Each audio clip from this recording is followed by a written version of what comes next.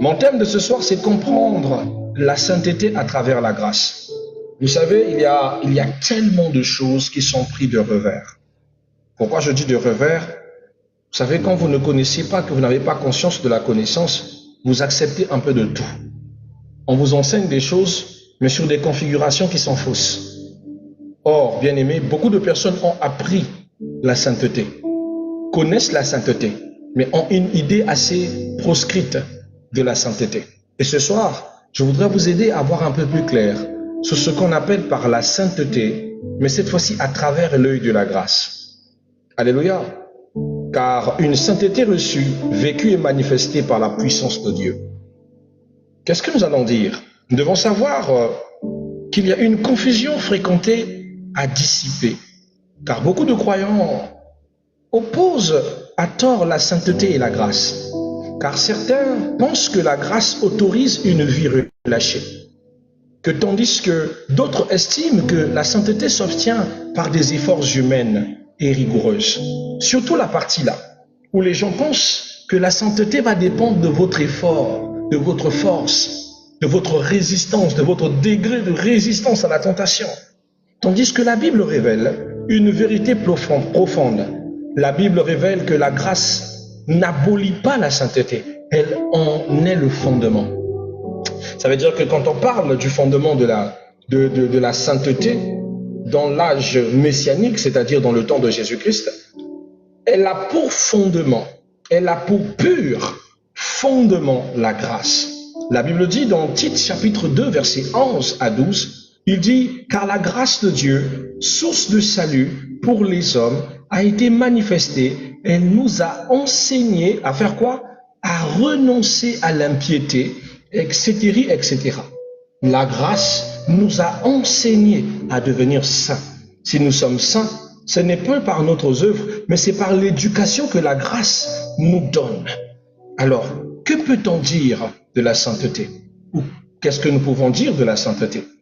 Nous devons comprendre que la sainteté, c'est la nature divine, non une performance humaine. Celui qui est saint n'est pas saint par ses performances, ni par ses capacités, mais c'est une nature que nous recevons, que nous avons reçue par la grâce. Il faut identifier une chose.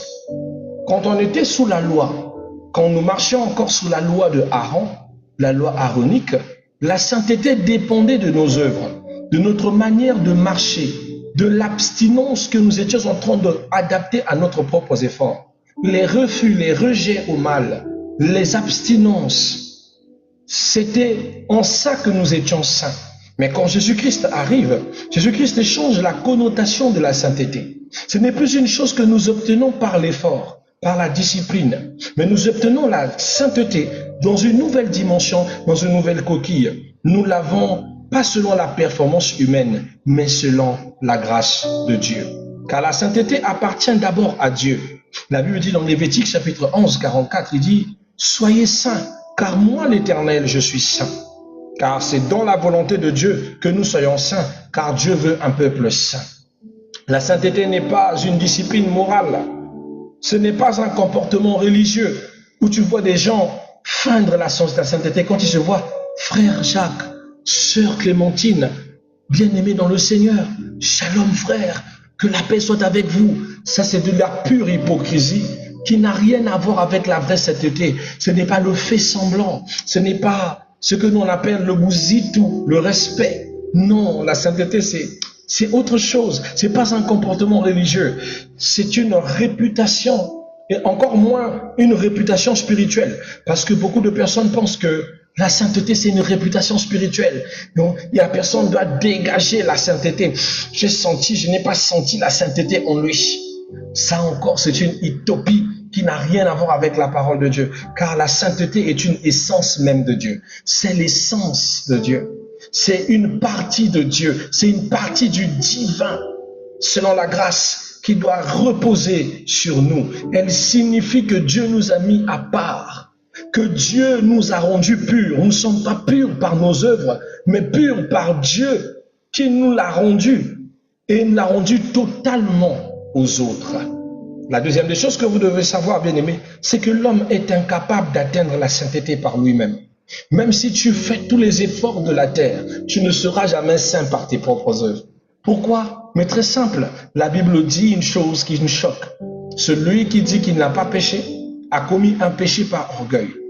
Ça veut dire que c'est impossible à l'homme de ne pas pécher. Dieu a déjà testé tout. Il a envoyé les prophètes. Il a envoyé son propre fils Jésus-Christ. Les hommes ont continué à pécher. Les hommes ont fait du mal. Voilà pourquoi la grâce est venue. La grâce n'est pas venue pour nous rendre parfaits, mais pour nous donner le droit d'être parfaits, mais pas par nos œuvres, mais par un exemple, un sacrifice, un être qu'on appelle par Jésus-Christ. C'est par lui que nous sommes justes. C'est par lui que nous pouvons prétendre à la justice, pas par nos œuvres. C'est une chose que vous devez comprendre. Vous n'êtes pas saint par vos propres capacités. Vous n'êtes pas saint par votre savoir-faire. La Bible dit dans Romains chapitre 3, 23, écoutez bien, il est écrit que tous ont péché sont privés de la gloire de Dieu. Oh oui, si tous nous sommes pécheurs, ça veut dire que nous sommes privés de la gloire de Dieu. Nous n'avons donc pas droit à la gloire de Dieu. Mais la Bible continue. Il dit ceci, que tous ont péché sont privés.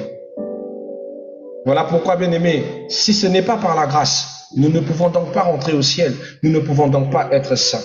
Vous devez savoir que les œuvres ne sanctifient pas. Ce n'est pas parce que vous priez, vous jeûnez tous les jours, que vous montez à la montagne, que vous criez fort, que vous chantez le nom de Jésus, que ce sont des œuvres qui vont vous sanctifier. C'est faux. La loi révèle le péché, mais ne le détruit pas. Car si nous avons connu le péché, c'est à cause de la loi, dit Romains chapitre 7, verset 7. Mais la Bible dit aussi des choses qui sont merveilleuses. Les bonnes intentions ne transforment pas le cœur. Ce n'est pas parce que quelqu'un est gentil, quelqu'un vous aide, que ça a transformé son cœur. J'ai déjà été avec des personnes très méchantes, des personnes malsaines. Je m'en souviens pour la première fois que je suis rentré en Angola, il y avait un monsieur qui était des forces de l'ordre, qui arrêtait les gens qui entraient illicitement dans le territoire en Angola. Et il y avait même ceux qui avaient leurs papiers, mais comme il y avait un peu de la xénophobie, alors ils coinçaient ces personnes-là. Je m'en souviens que j'étais dans une mission où il y avait 4 pasteurs. Et ces 4 pasteurs, j'étais le seul pasteur congolais de la République du Congo. Et d'autres étaient congolais de la RDC. Alors quand on est arrivé, il a arrêté tous les Congolais de la RDC. Et moi qui devais passer, il a voulu m'arrêter, m'a pris, m'a regardé dans les yeux. Il m'a regardé dans les yeux. Il m'a tellement regardé dans les yeux, il m'a dit en portugais de dégager, de me retirer de ces gens. J'ai dit, mais pourquoi moi? Il me dit, retire-toi. Après, il m'a emmené dans un coin. Il m'a demandé de redonner ma carte d'identité, de donner mon laissez-passer. Il m'a regardé tous les papiers. Il a dit, non, ça va. Ça va. Toi, tu n'es pas avec eux. Mais pourquoi tu t'es mis avec eux? Je dis, mais pourquoi il m'a enlevé de ces gens? Et pendant qu'on les amenait de l'autre côté, ils étaient molestés, je ne vous cache pas. Et il a pris un papier, il a écrit son nom et il a mis son sceau dessus. Il a tapoté, il a dit, prends ceci comme un laissez-passer. Dorénavant, quand tu viens ici, que tu veux traverser la frontière, montre ça. Dis que tu viens de ma part, tu traverseras la frontière sans problème. Bien-aimé, c'est la même personne qui a fait du mal, mais c'est la même personne qui m'a donné l'accès d'entrer en toute liberté. Je me suis dit, pourquoi moi? Et je lui ai dit, s'il te plaît, j'étais avec la délégation de ces 3 frères. Là où on va, c'est pour aller servir Dieu. Si je vais seul, ça ne sera pas bien. Mais les frères là avaient déjà été molestés. Il va permettre que ces gens-là rentrent. Mais les frères pasteurs là avaient déjà été molestés. Bien-aimé, pour moi, c'est même le sens même de la grâce. La grâce est passée par une seule personne qui a sauvé ses frères. Je ne sais pas ce qu'ils auront pu devenir. Est-ce qu'ils devaient les chasser pour qu'ils retournent à la frontière ou quoi d'autre? Mais nous sommes rentrés, on allait faire l'œuvre de Dieu et on est reparti. Quand il m'a posé la question, mais pourquoi tu as échappé? Comment tu as fait? Est-ce que c'est parce que tu étais Congolais de l'autre côté? Dit non. Parce qu'il y avait des Congolais de Brazzaville aussi qui ont été molestés. J'ai compris que ce n'était pas une affaire de la documentation. C'était une affaire de la grâce. C'était juste une affaire de la grâce. Donc vous devez comprendre que les bonnes intentions ne transforment pas le cœur. Ce n'est pas parce qu'il a bien agi avec moi que ça fait qu'il ait un bon cœur, que ça fait qu'il est saint. C'est faux. Donc ne confondez pas que les gens se comportent bien, que cela signifie que ce soit qu'ils sont saints. Vous devez savoir que sans la grâce, la sainteté est impossible. Si vous n'avez pas reçu la grâce, la sainteté est impossible. Vous devez savoir aussi sur la grâce, que la grâce est la porte d'entrée à la sainteté. Vous ne pouvez pas entrer dans la vie sainte de Jésus-Christ si vous n'acceptez pas la grâce. Car la grâce ne couvre pas les péchés, elle le détruit. La grâce n'a pas mission de couvrir le péché. La Bible dit le sang des boucs avait pour mission de couvrir les fautes dans le livre de Lévitique. Mais la Bible parle du sang de Jésus. Il dit le sang de Jésus a le pouvoir d'anéantir. Il est écrit dans Romains 6, 14, il dit le péché n'aura point le pouvoir sur vous, puisque vous êtes sous la grâce. Pourquoi? Parce que le sang de Jésus anéantit le péché. Il ne le couvre pas, il l'efface carrément. Car avant, le péché n'était pas effacé. Le sang des boucs, le sang des brebis servait à couvrir les fautes. Contrairement à la fausse doctrine, où nous entendons certains dire, car certains disent faussement que la grâce n'est pas une tolérance du péché. Non. La grâce n'est pas une tolérance du péché. La grâce est une puissance de transformation. Elle libère l'homme de la domination du péché. Elle le libère. Elle détruit le péché à sa racine même pour que vous ne vous connectez plus à ce mal. Il vient vous délivrer de l'emprise du péché, de l'emprise du mal. Une deuxième des choses que vous devez savoir, c'est que la justification précède la sanctification. Dans la grâce, il faut d'abord que Dieu te justifie. Tant que Dieu ne t'a pas justifié, la sanctification ne viendra pas. Que signifie se faire justifier?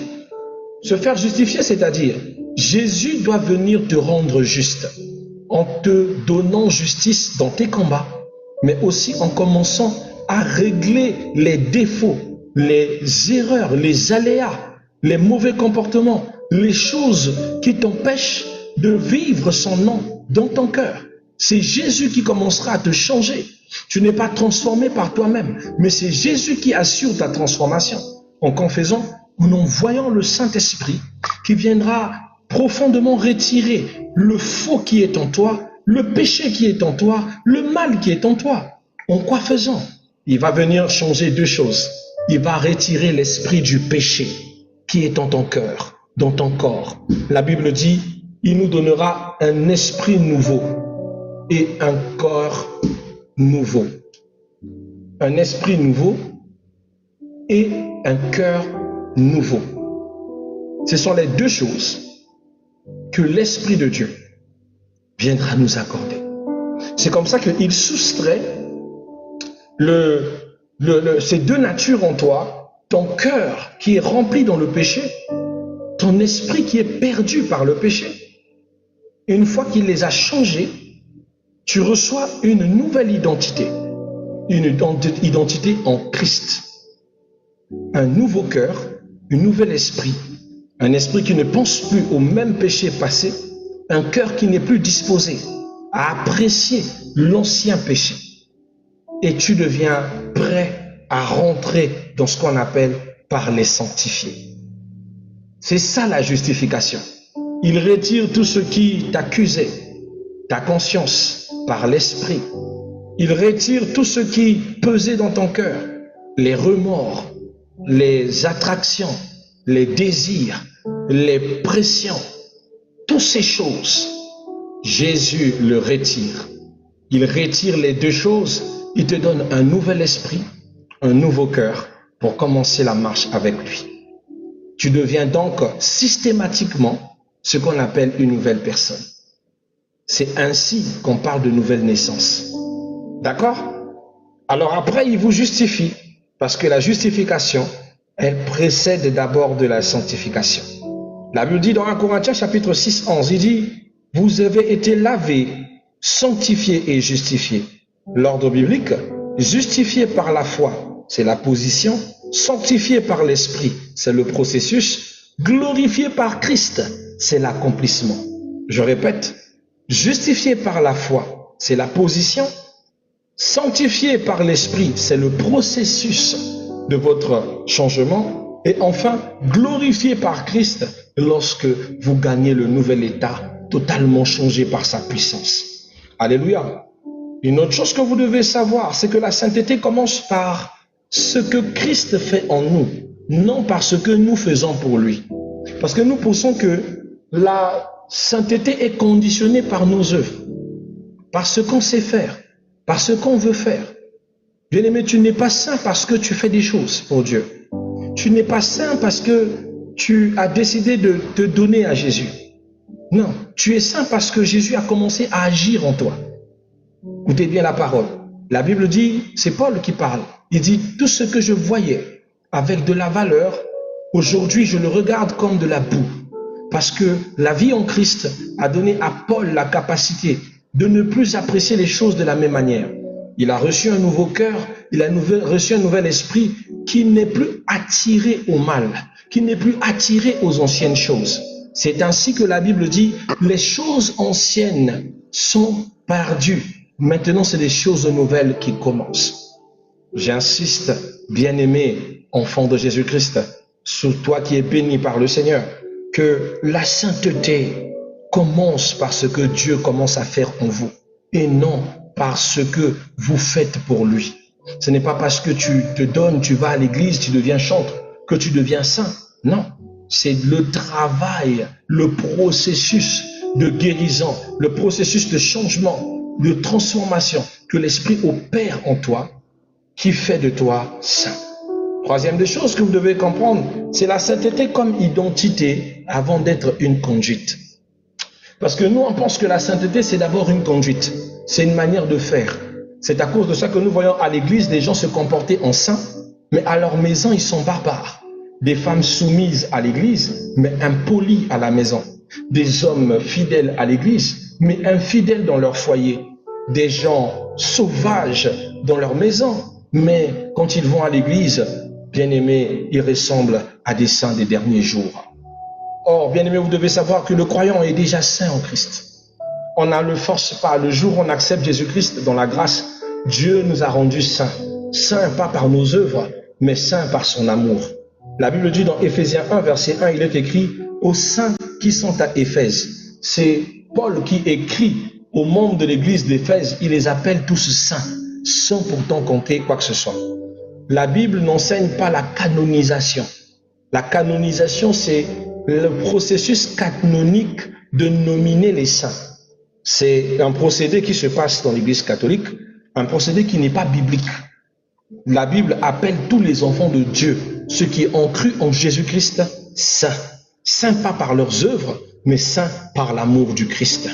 Paul appelle saints des croyants imparfaits, encore incroissants, mais pas positionnés en Christ.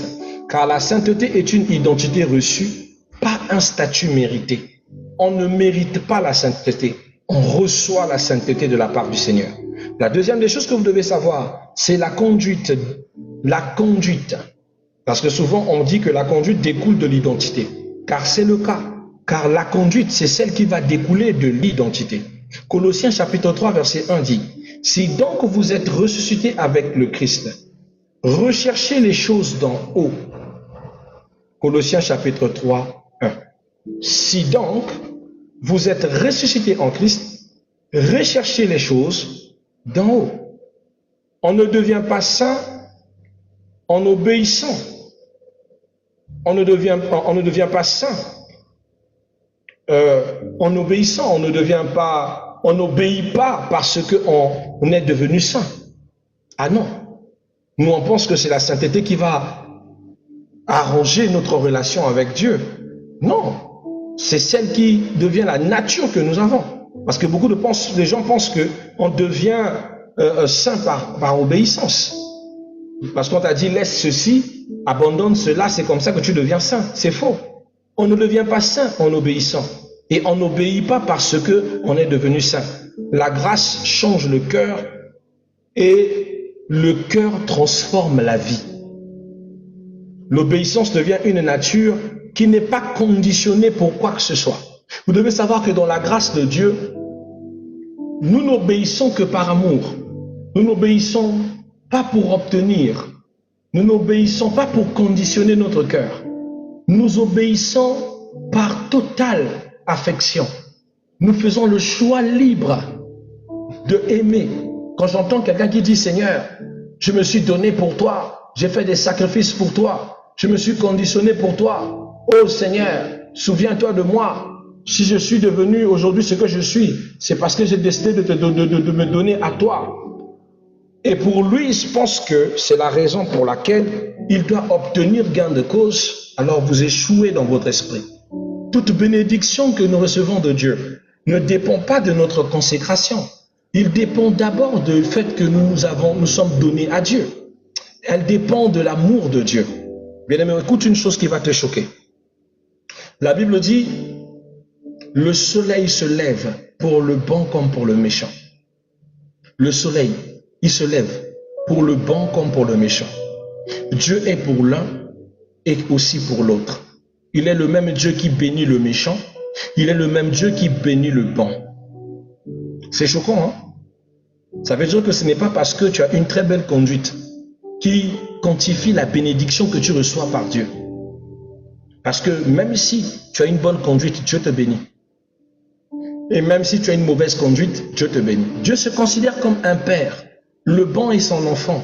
Le méchant aussi est son enfant. Caïn est son enfant. Abel aussi est son enfant. Peu importe le péché de Caïn comme d'Abel, Dieu ne va pas te rejeter, tu resteras son enfant. Même si tu t'es mal comporté. Ça veut dire qu'il ne va pas réduire son amour parce que tu te comportes très mal. Mais sache juste un passage que j'aime bien de la Bible, qui est Ecclésiaste, chapitre 12, verset 1er. Il dit, jeune homme, réjouis-toi de ta jeunesse, mais sache un jour un jugement t'attend. Une manière de nous rappeler que ce que l'homme aura semé, il le moissonnera. Chaque mal que nous faisons sur cette terre, bien aimé, nous allons le rendre au centuple. Ça, c'est inéchappatoire. Mais vos bénédictions ne sont pas conditionnées par vos actions. C'est pas parce que vous posez de bonnes actions, c'est pas parce que vous obéissez que cela certifie votre bénédiction. Vous devez sortir ça de votre esprit. C'est pas le concept de la grâce. Voilà pourquoi vous remarquez, il y a des gens qui vivent dans le péché, mais Dieu les bénit. Il y a des gens qui sont même païens, mais Dieu les bénit. La bénédiction ne s'arrête pas dans le fait que vous êtes un bon chrétien ou que vous faites des sacrifices pour Christ. Vous devenez comme cette femme parano qui force l'amour ou qui dit « Je suis resté fidèle à toi par amour, donc toi aussi reste avec moi ». Il ne cherche pas que le mari l'aime sincèrement. Il veut forcer l'amour en rappelant les bienfaits. Imagine que quelqu'un chaque fois te rappelle ses bienfaits pour te demander quelque chose ou pour te conditionner.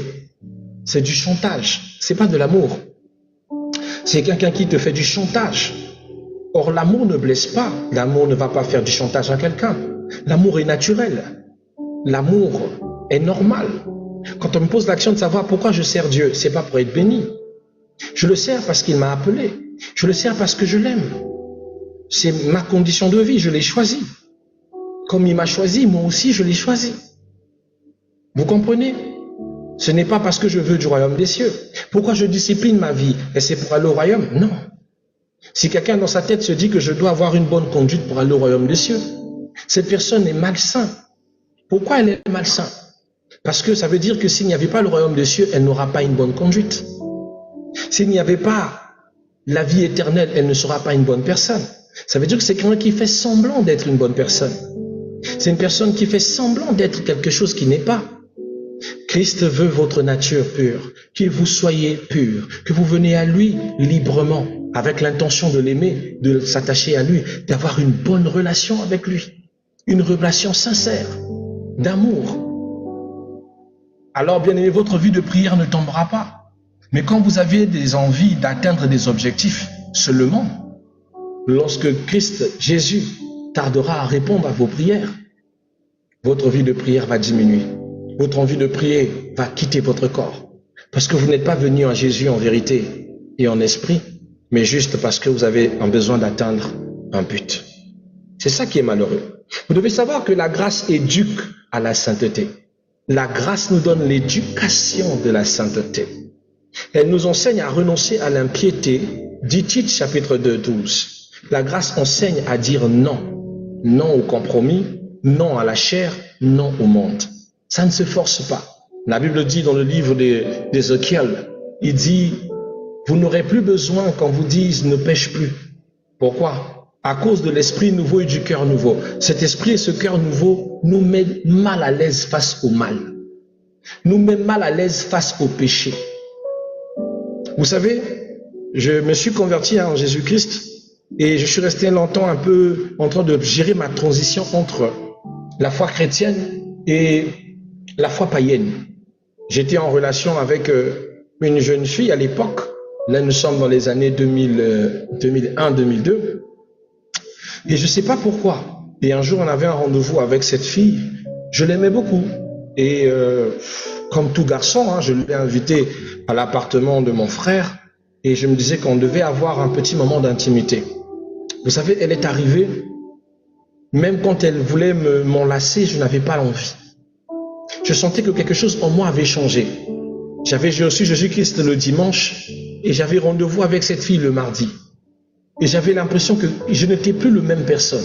Je n'avais plus le même goût, le même envie. Et pourtant, Dieu seul sait qu'à l'époque, j'étais un chaud lapin. Elle avait beau être là avec toute la beauté qu'elle avait, il y avait quelque chose qui n'allait pas dans ma tête. On est arrivé, elle s'est mise à l'aise sans que je la touche, mais je n'aimais pas ce qui se passait. Au point où je lui ai dit, écoute, habille-toi. Il me dit, je m'habille comme on dit, habille-toi. Parce que je ressens pas l'envie de faire ça. Il me dit, comment ça tu ressens pas? Tu veux me dire que tu te plais pas, que voilà, tu m'as forcé, qu'on se voit le mardi, tu m'as supplié. Je suis là maintenant, après tu me dis, j'ai dit, moi-même je ne me comprends pas. Si je peux t'expliquer ce que je ressens en ce moment, je ne comprends pas ce qui ne va pas avec ma tête. C'est la première fois que ça m'arrive, que je vois une femme qui est dans son plus simple appareil et que je ne ressens rien. Pardonne-moi de t'avoir mis dans cette condition. Je ne sais pas pourquoi, mais je ne pense pas que ce qu'on devrait faire est une bonne chose. C'était le début de mon changement. Vous savez, même quand elle s'est habillée et que je l'ai ramenée, l'ai accompagnée et qu'elle ait pris son transport, je suis resté des heures à me dire, qu'est-ce qui ne va pas chez moi? Et je suis rentré chez moi, j'étais triste. Triste parce que j'ai failli commettre quelque chose de pire. Je n'ai pas regretté de ne pas avoir couché avec elle. Mais j'ai regretté de l'avoir laissé venir, de l'avoir laissé se déshabiller, d'avoir vu son corps. Je n'étais pas encore bien enseigné par la Bible à l'époque. Mais je venais de sentir que mon âme était attristée par ce fait. Et j'ai compris, plus tard, par les enseignements, que c'était la grâce qui changeait mon cœur, qui m'apprenait à devenir quelqu'un d'autre, qui m'apprenait à devenir un enfant de Dieu, qui m'apprenait le mal, le péché. C'est comme ça que mon esprit a commencé à refuser certaines choses. C'est ça la transformation que te donne l'Esprit de Dieu. Il t'arrête sur le chemin du mal. Il te montre, tu n'as pas besoin d'un verset biblique pour que tu sentes que ce que tu veux faire n'est pas bien, que tu rejettes le chantier du mal. Il n'a pas besoin d'un long verset biblique pour te dire que je ne peux pas aller dans cette... Oh non, mais on va voir une dame là qui dit non. Moi, je ne vais pas voir des dames. Moi, je vais vers Dieu. Je ne vais pas voir des dames là qui fait ça, qui fait ci. Moi, je vais vers Dieu. L'Esprit me convainc que ce n'est pas mon chemin. Oh, toi, tu penses que l'Esprit te parle qu'à toi. Moi, je sens que mon Dieu ne veut pas que j'aille sur ce chemin. Vous voyez comment est-ce que la grâce fait? Elle vous transforme. Et cette transformation, bien aimé, dépasse toutes les prédications du monde. Toi-même, tu ne sais pas pourquoi tu as changé, pourquoi tu ne parles plus assez, pourquoi tu n'aimes plus la calomnie. Ah, surtout la calomnie. J'ai commencé à fuir les amis qui parlent trop, qui parlent du mal des autres. Je ne supportais plus ça. S'ils commencent à dire, un tel, tu sais, je suis pressé, j'arrive. Et tu dis, mais c'est toi, si toi tu me fuis, pourquoi? Je sens que mon esprit n'aime plus ça. Il n'aime plus le papatoya. Les choses ont changé. Et ça, ce n'est que l'Esprit de Dieu qui est capable de le faire. Dans la grâce. Ce n'est pas une œuvre que vous pouvez vous l'imposer. Si vous vous forcez à l'imposer dans votre cœur, vous allez vous fatiguer. Quand on force la sainteté, la vraie nature revient au galop. Quand on chasse le naturel, il revient toujours au galop. Mais quand c'est l'Esprit de Dieu qui change le naturel en quelque chose d'autre, te donne une nouvelle nature qu'on appelle par la vie de sainteté, bien aimé, tu ne retomberas plus sur les mêmes bêtises. Mais tant que tu es en train de te forcer en faisant des efforts de sainteté, tu vas échouer. Laisse Dieu te changer, ne force pas le changement par toi-même, je t'en prie. Car la grâce enseigne à dire oui, oui à la justice, oui à l'obéissance, oui à la vie selon l'esprit. La sainteté n'est pas une privation, mais une libération. Celui qui vit dans la sainteté ne se prive pas, mais c'est la sainteté qui lui libère de la charge de ses privations. Quel est le rôle du Saint-Esprit dans la sainteté? Par la grâce. Souvenez-vous, la Bible dit dans Galates chapitre 5, 16, il dit « Marchez selon l'Esprit, vous n'accomplirez pas les œuvres de la chair. » Vous avez donc besoin du Saint-Esprit pour vous aider de ne pas accomplir les œuvres de la chair. Celui qui veut marcher sans le Saint-Esprit accomplira toujours les désirs charnels. Mais qui laisse le Saint-Esprit le changer, le Saint-Esprit va travailler ton intérieur. Car la loi impose l'extérieur, mais l'Esprit transforme l'intérieur. Le Saint-Esprit convainc du péché. Le Saint-Esprit produit le fruit de la sainteté en nous. Il donne la victoire du quotidien dans notre cœur. Et la sainteté est un fruit et non une contrainte. On ne peut pas être contraint à la sainteté. C'est un fruit naturel du Saint-Esprit. Alors, quels sont les dangers que nous devons totalement éviter, nous, autant qu'enfants de Dieu? Quel conseil je peux vous donner, mes chers bien-aimés, amis de Jésus-Christ? Bien-aimés, les dangers à éviter, c'est le légalisme. Le légalisme, c'est quoi? C'est sainteté sans grâce. Ceux qui veulent être saints, mais sans la grâce, c'est-à-dire être saints par leurs propres œuvres. Le danger, c'est qu'ils vont marcher avec des fardeaux. Le danger, c'est qu'ils marcheront dans l'orgueil de penser qu'ils sont meilleurs, or qu'ils ne le sont pas. Et le grand danger, c'est qu'ils vivront toujours sous la condamnation. La Bible dit dans Galates chapitre 3, verset 3, « Ayant commencé par l'esprit, vous voulez maintenant finir par la chair. Ce que vous avez commencé par l'esprit va finir par l'esprit. » Vous devez éviter la grâce permissive, c'est-à-dire la grâce sans la sainteté. Les gens qui pensent que la grâce peut être là sans la sainteté. Non, il faut refuser ça. Vous devez refuser ces choses. Ça va emmener dans votre vie le compromis, le désordre spirituel. C'est comme ça que tu vois des gens qui ont trop de spiritualité, qui pratiquent beaucoup de pratiques. On ne peut pas reconnaître sa vraie enseignement parce que lui-même, elle est bipolaire. Elle a trop d'enseignements dans sa tête. Elle pratique le tai chi, elle pratique le taoïsme, elle pratique l'islam, elle pratique tout en même temps. Ça ne se fait pas. Alléluia. Alors, qu'est-ce qu'on peut encore dire? Car la Bible dit dans Romains 6, 1, 2, il dit demeurions-nous dans le péché afin que la grâce abonde? Loin de là. Pour s'arrêter, because of time, il est déjà minuit 35 minutes, nous pourrons dire en définitive que la sainteté est un fruit visible de la grâce invisible. Que la vraie sainteté naît de la grâce. Que la sainteté fait grandir la foi. Elle exprime l'amour. Se manifeste par une transformation. Comme la Bible dit dans 1 Jean 3, verset 3, il dit « Celui qui a cette espérance en lui se purifie comme lui-même est pur. » Que la sainteté de notre Seigneur Jésus-Christ vous transforme. Recherchez-le par la grâce, pas par vos œuvres. Arrêtez de penser que c'est vos œuvres qui vous rendent saintes. C'est que vos œuvres qui vous rendent parfaites dans la présence de Dieu. Non, cherchez le Saint-Esprit. Cherchez le Saint-Esprit. C'est lui qui vous aidera à changer, à devenir de nouvelles personnes. Cherchez l'Esprit de Dieu et demandez-lui de briser le faux qui est en vous, le mal qui est en vous. Demandez-lui de vous transformer. Et le Saint-Esprit, par la puissance de la grâce, vous donnera la force de devenir la meilleure personne, la meilleure version de vous-même. N'essayez pas d'abandonner un mal par vos propres efforts, mais laissez l'Esprit de Dieu en demandant au Saint-Esprit de vous aider à vaincre ce mal. En vous consacrant au Saint-Esprit, en lui demandant de vous influencer suffisamment pour que ce mal soit retiré. Sinon, vous vivrez un jour j'ai laissé, un jour je repris. Un jour je suis sorti, un jour je suis retourné au même mal. Parce que vous l'avez abandonné par vos propres efforts. Vous n'avez pas laissé l'Esprit de Dieu vous transformer. Vous n'avez pas laissé la grâce faire de vous une nouvelle créature. Laissez la grâce, qui n'est que Jésus, faire de vous une assemblée des saints. Que Dieu vous bénisse.